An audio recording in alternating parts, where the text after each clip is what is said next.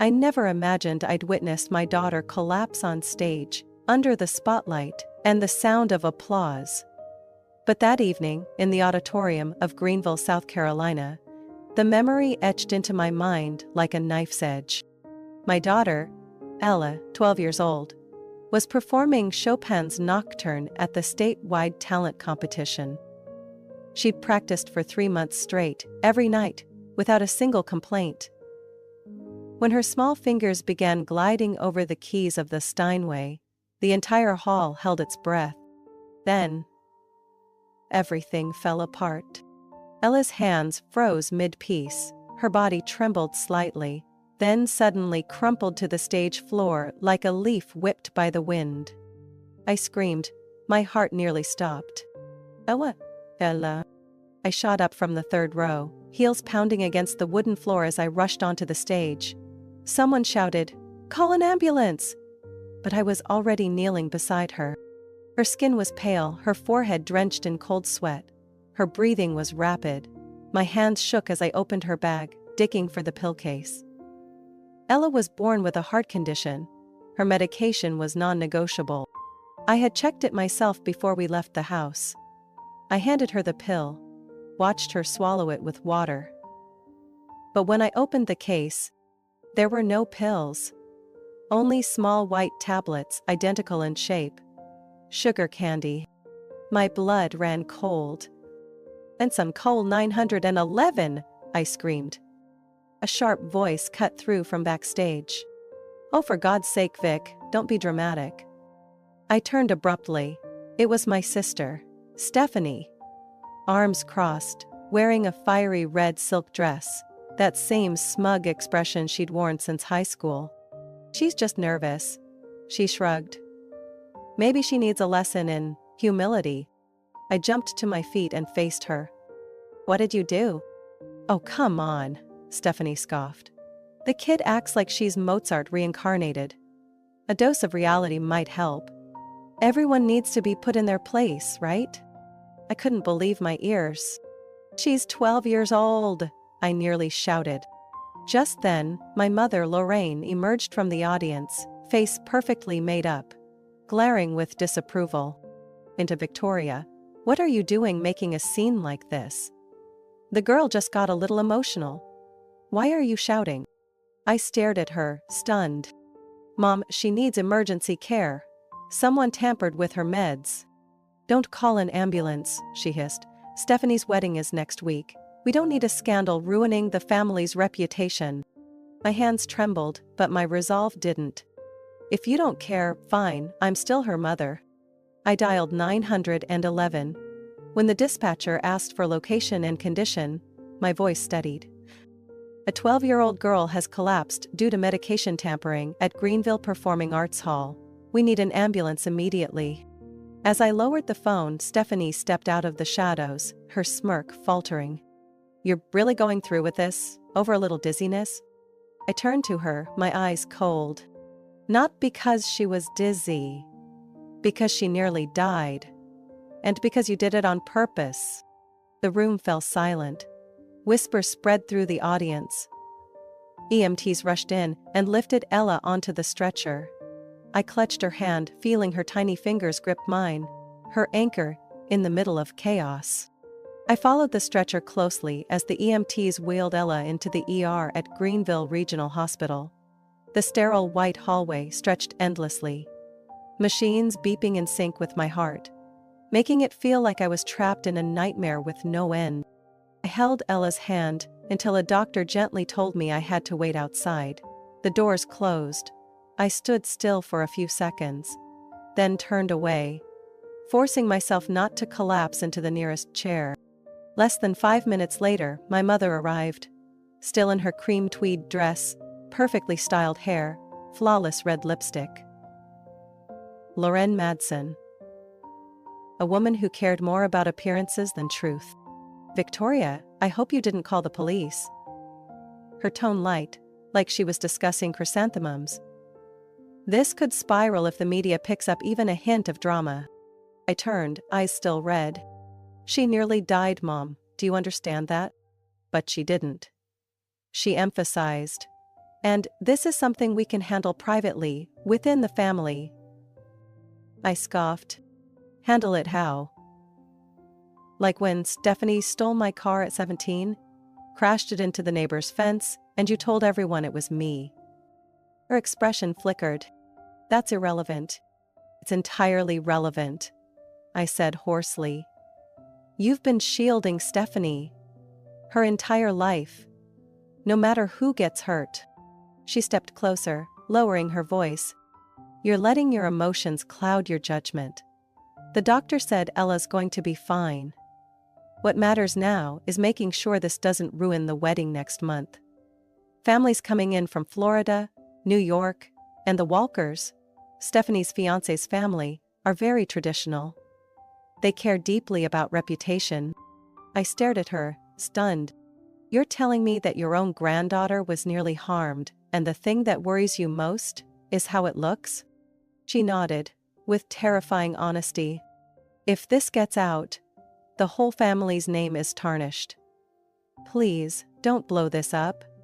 Don't destroy everything over a little misunderstanding. I almost laughed. A misunderstanding? You think swapping a 12-year-old's heart medication is a misunderstanding? You have no proof, she said coldly. And Stephanie was just upset. She didn't mean harm. I sank into the chair, exhaling slowly. 10 years away from this family. I thought it had freed me. But one crisis and everything snapped back into place. I was the troublemaker, and Stephanie was the untouchable golden girl. Right then my phone buzzed. A text from the doctor. Ella is stable. We're waiting on test results. I took a screenshot, stood up. I'm staying until Ella fully recovers. Whatever conversation you want to have, we'll have it later. But right now, don't speak to me. My mother stood there, silent. But as I walked away, I heard her murmur behind me. The price for your stubbornness will be steep, Victoria. I didn't turn around. And the price for your silence will be even steeper. I returned to the waiting room, clutching my phone like a lifeline. I knew Stephanie wouldn't stop. And I was certain my mother would do everything she could to bury this. But I had changed too. I was once the daughter who bowed her head, avoided conflict, let things slide. But the moment I saw Ella's body collapse on that stage, I knew I would never be silent again, no matter the cost. The next morning, as sunlight angled through the hospital window, and Ella still slept peacefully, I opened my laptop and started reviewing the documents my father had left behind. My father, Edward Madsen, passed away nearly 4 years ago from a stroke. When he died, it shattered our family, but he had left behind one thing that kept things temporarily in place. The Madsen Family Estate Trust, valued at over $2.4 million. I remembered the day we read the will. Everyone assumed Stephanie would be the one appointed. She'd always been the gem of the family, the heir to everything, from expectations to assets. But my father didn't do that. He named me, Victoria, as the sole trustee, with full authority over all disbursements from the trust. Stephanie and my mother had both gone silent. I used to believe he trusted me more because I was calm, financially competent. But after what happened to Ella, I realized the truth. He knew who Stephanie really was. He knew my mother would always defend her, right or wrong. And he left me the one key that could stop them from hurting anyone else again. A soft knock pulled me from my thoughts. I turned around. It was Tessa, my best friend since college, holding a hot cappuccino and a folder. Brought coffee and a game plan, she said, her smile tinged with tension. Game plan? Tessa sat beside me and set the folder on the table. You didn't think I was just going to sit back after what I saw yesterday, did you? I exhaled, eyes on hers. What exactly are you planning to help me do? She tilted her head. Victoria, you control the trust, and every single wedding expense of Stephanie's, from the venue to the catering, was paid using that money. You know you can freeze it all, right? I nodded. But if I do that, they'll lose it. Let them. Tessa's voice went cold. Ella almost died. This isn't sibling rivalry anymore. It's a crime. I paused, then pulled up documents on my screen. I need proof. Real proof. That comment yesterday about humility. People heard it, but I need it on video, with audio. Tessa raised a hand. I already called the event director. He confirmed the entire recital was recorded from multiple angles, including backstage, where Stephanie was standing. I stared at her, a chill crawling up my spine. How long have you been thinking about this? Since your mom said not to call 911, she replied, eyes unblinking. That's what I knew. They don't just lack empathy, they'll trample anyone to preserve the family image. I grabbed my phone and called Riverside Venue, pretending to be a financial assistant. I requested a detailed invoice of all wedding expenses charged to the trust. They emailed it within minutes. When I opened it, my eyes froze at the total. $157,420. Flowers, rings, menu, gown, even the jazz band, all covered by the trust in just the last 3 months. I opened another file, the moral turpitude clause. If any beneficiary engages in behavior deemed seriously unethical or unlawful, the trustee has the right to suspend access to the trust entirely. I whispered, as if speaking to my father. I get it now. This is what you were preparing me for. Tessa's eyes lit up. Are you ready?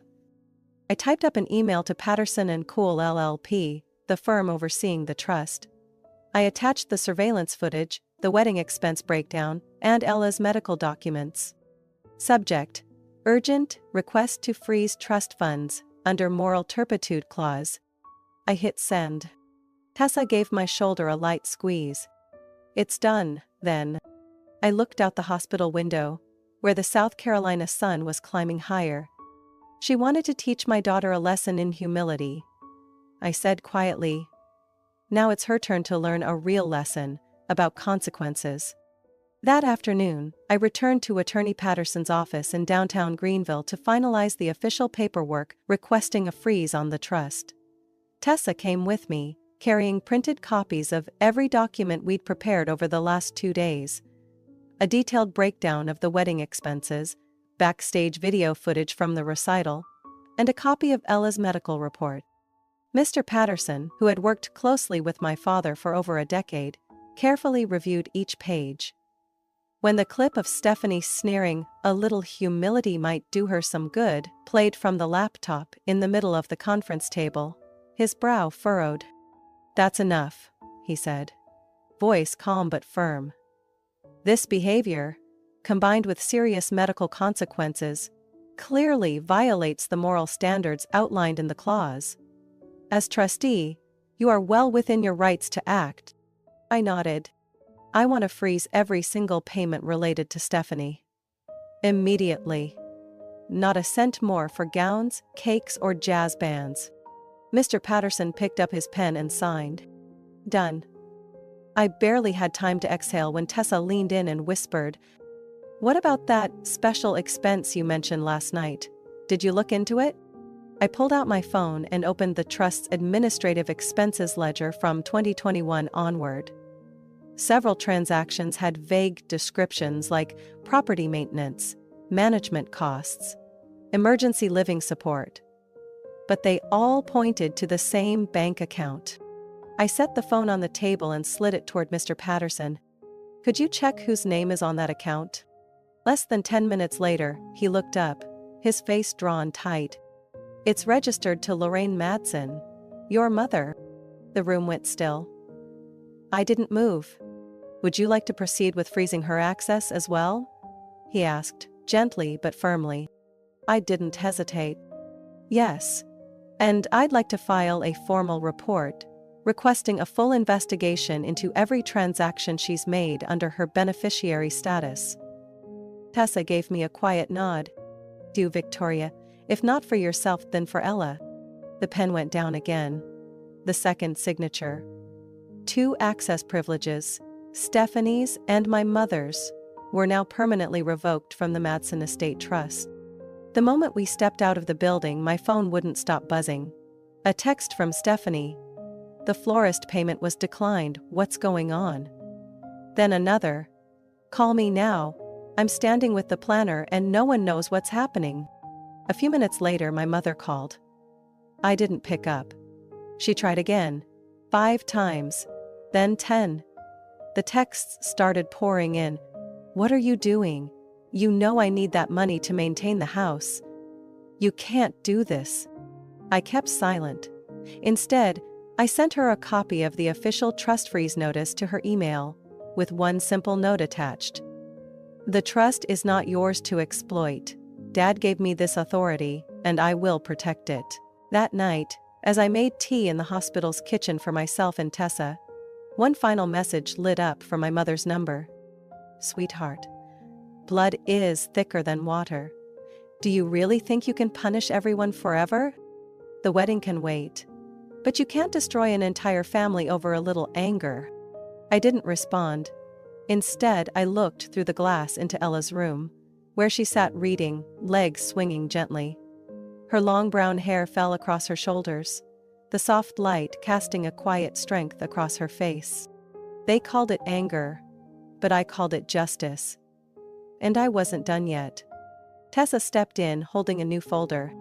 Ready for the next move? I nodded, eyes still fixed on Ella. They want to protect their image. It's time everyone sees who they really are. Less than 48 hours after I sent the official trust freeze email, everything began to collapse like dominoes. Monday morning, Rose and Laurel Events canceled their contract with Stephanie due to insufficient financial guarantees. Shortly after, Claremont Catering demanded full upfront payment, citing declined transactions. When I checked my phone at 9 a.m., I had over 30 missed calls from my sister. By noon, I received a short text from Caden, Stephanie's fiancé. Victoria, I need to speak with you. Privately. Today. We met at a small cafe near the hospital. He looked worn out, rumpled shirt, exhausted eyes filled with conflict. I saw the video, he said bluntly. I can't believe Stephanie would do something like that. I didn't respond. I simply placed Ella's medical report on the table, clearly showing her pills had been replaced with compressed sugar. Hayden stared at the paper, then looked up. I called off the wedding. Informed my family. Cancelled the venue, returned the ring. He paused, then spoke as if the words hurt to say. I can't marry someone who would harm a child just to protect her ego, even if she was someone I once loved. I gave him a quiet nod. No satisfaction. No revenge. Just the quiet truth that right had finally been recognized. But my family doesn't go down quietly. 3 days later, Stephanie and my mother held a replacement wedding at Pine Creek Country Club. A reception rebranded as a celebration of resilience. They sent new invitations to over 60 guests, distant relatives, high school friends, and a few influential community members. My mother, still in her ivory Chanel pearl bracelet from my grandmother on her wrist, stood by the champagne fountain as if nothing scandalous had ever touched her life. Stephanie wore a simple white dress and a sheer veil, no groom, yet still called it her personal milestone day. Tessa and I arrived early, carrying what wasn't on their guest list: evidence. I walked straight into the ballroom, black document case in hand. The room fell silent as people turned to look at me. Whispering began. My mother rushed over. Victoria, you are not welcome here. I met her gaze. Don't worry, I'm not here to party.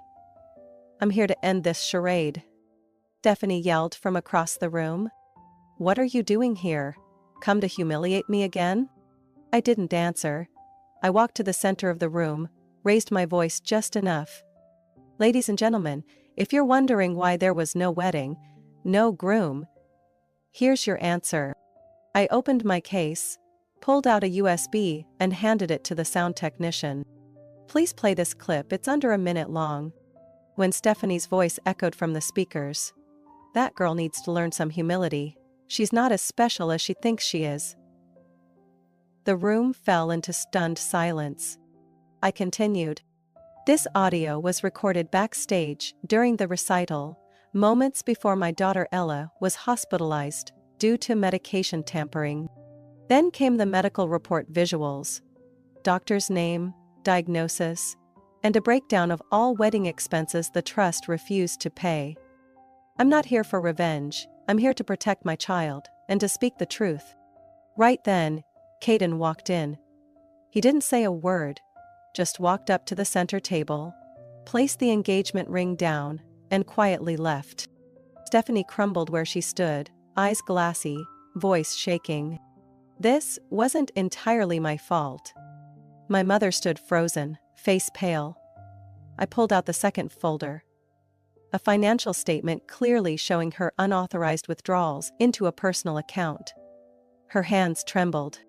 The house you currently live in is owned by the trust. That property is being repossessed. You have 30 days to vacate. Some guests rose quietly and exited. Others sat in stunned silence. The entire room chilled under the weight of undeniable truth. I packed my documents and turned to leave. No one stopped me. On our way to the parking lot, Tessa asked, "How do you feel?" I looked toward the clubhouse, its lights fading behind us. Relieved. But it's not over. My mother still has one move left. And I'll be ready when she plays it. 3 weeks after the replacement wedding collapsed, Ella was discharged from the hospital with a stable heartbeat and the brightest smile I'd seen in months. She returned to her music class at the Greenville Art Center, where her former teacher welcomed her back with a warm hug and a new piano gifted anonymously by a generous donor. She didn't ask much about what had happened, but I knew Ella understood. She understood who hurt her, and who stood up to protect her, no matter the cost. I'll never forget the morning she sat at the piano again. It was a quiet Saturday, sunlight spilling through the windows of our new apartment. 2 bedrooms, rented after I moved out of the house my mother once called the family estate. Ella placed her hands on the keys, paused for a moment, then gently began to play River Flows in You. No one said a word, but tears streamed down my face. I knew my mother was still trying to reverse the outcome. She sent letters through her lawyer, claiming the trust freeze was emotional, lacking compassion. At one point she even contacted my father's former staff to apply pressure. What she didn't expect was that I had already moved ahead. With the help of Tessa and Patterson, I officially redirected a portion of the Madsen Family Estate Trust toward a new purpose, a fund for medical and educational support for underprivileged children in South Carolina. Under its new name, the Ella Hope Fund, the trust partnered with Greenville Children's Hospital to launch a music scholarship program for pediatric patients in long-term care. During the program's first week, Ella and I visited the hospital to meet the first children receiving aid. One of them, a shy 6-year-old girl named Maddie with bone cancer, lit up as she listened to Ella play. After the short performance, my daughter whispered, "Mom, can I come back every week? It makes me happy to see them smile." I nodded, squeezing her hand gently. "You're not just playing music, Ella. You're healing. Not just yourself, but others too." At the beginning of the next month, I received a letter from Stephanie. Her handwriting still neat, but the words, hollow. She apologized, vaguely citing mental stress, to explain her behavior. At the bottom, a single line, "I hope you'll give me a chance to make things right." I didn't respond. Not out of hatred, but because I finally understood. Some mistakes can't be undone with words, especially when the person making them has never truly accepted responsibility. A week later, my mother showed up unannounced at Ella's school. She stood by the gate until I arrived to pick up my daughter, her expression no longer smug, but not fully remorseful either. "Victoria, I just want to talk. I'm not here to argue." I stood protectively between her and my child. "If you really cared about Ella, you wouldn't show up here. I've lost everything," she whispered. "The house, the reputation, all my connections. I have nothing left. I looked at her, no longer hurt, just quietly firm. But you still have one thing, if you want to keep it. A chance to start over. But not by pretending nothing happened. If you want redemption, it starts with truth, and accepting the consequences of what you've done. She didn't respond. She just turned and walked slowly toward the parking lot, her figure smaller beneath the fading afternoon light. Ella tugged at my hand. Mom, can we go home early? I want to play the swan for you. I smiled. I'm always ready to hear you play, no matter what piece it is. That evening, I sat in my small home office, updating the new website for the Ella Hope Fund. On the About page, I typed, "From the heart. We don't build legacies with money, we build them with compassion. And sometimes, family isn't where you're born. It's where you choose to love and protect." As Ella played her opening notes in the next room, I closed my eyes, letting the music wrap around me. They once called me the one who broke the family apart. But I knew the truth. I was simply the one who chose to live by my values. To protect the one child in my life who should never have to suffer because adults chose silence. And in that silence, I found the most beautiful thing life could offer. Justice, peace, and a real family. Small, but unshakable. Autumn wind swept across the small field behind St. Jude Church, where my father's grave rested beneath a century-old maple. Every year around this time, Ella and I returned with a bouquet of white chrysanthemums, a tiny ukulele, and one special item. This year, something my daughter insisted on bringing herself.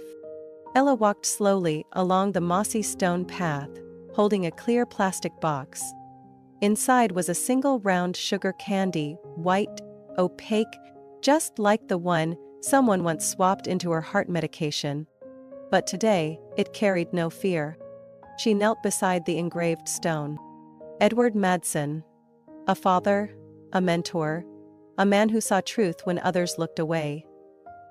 Ella placed the candy beside the largest chrysanthemum. Grandpa, I still play music every week. I'm not afraid anymore. I held her hand, feeling its warmth.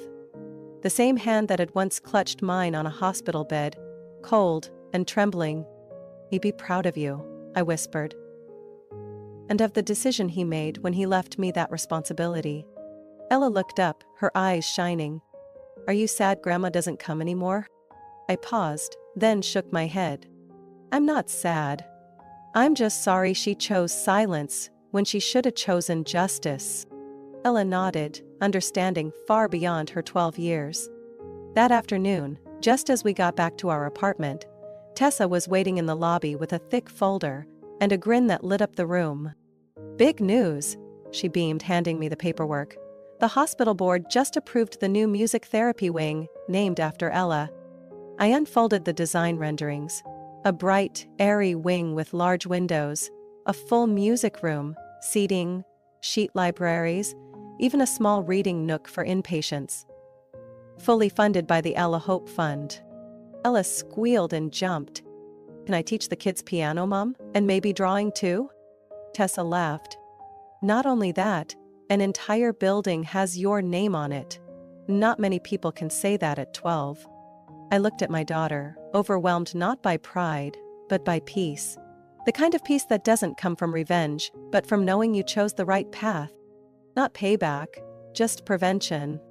The following week, Ella returned to Greenville Children's Hospital as their youngest ever music volunteer. Every Wednesday afternoon, she sat in a cozy corner of the common room, playing soft melodies for kids going through chemotherapy. Some cried, some fell asleep, some just watched. But they all stayed, as if Ella's music wove a thread between weary hearts. And I sat nearby, next to Tessa, filming every note, every blink, every small smile. So we'd never forget how far we'd come out of the dark. One night, after Ella had fallen asleep, I sat alone in the living room, updating the foundation's website. My final line typed slowly, deliberately. We don't exist to revisit pain. We exist to transform it into possibility. For every child, a new melody, a new chapter.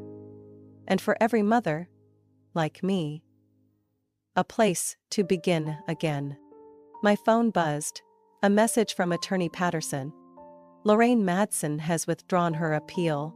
The house is now officially under trust control. We've contacted an orphan care organization to repurpose the space. I closed my eyes.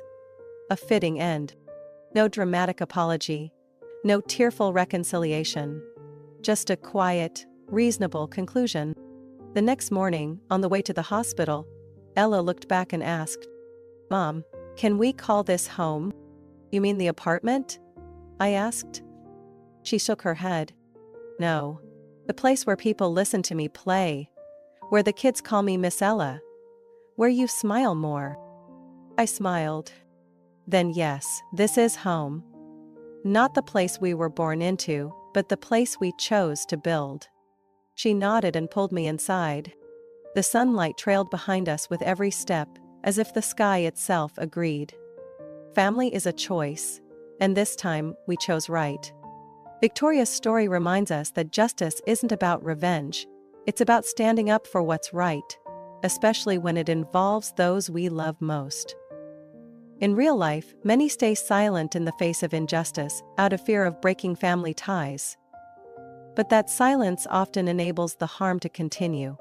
Speaking up, setting clear boundaries, and choosing love with conditions isn't just a right, it's a responsibility, because family isn't defined by blood, but by respect. What do you think of Victoria's choices and how she protected her daughter? Share your thoughts in the comments, and don't forget to follow the channel for more powerful stories about family, justice, and finding your voice.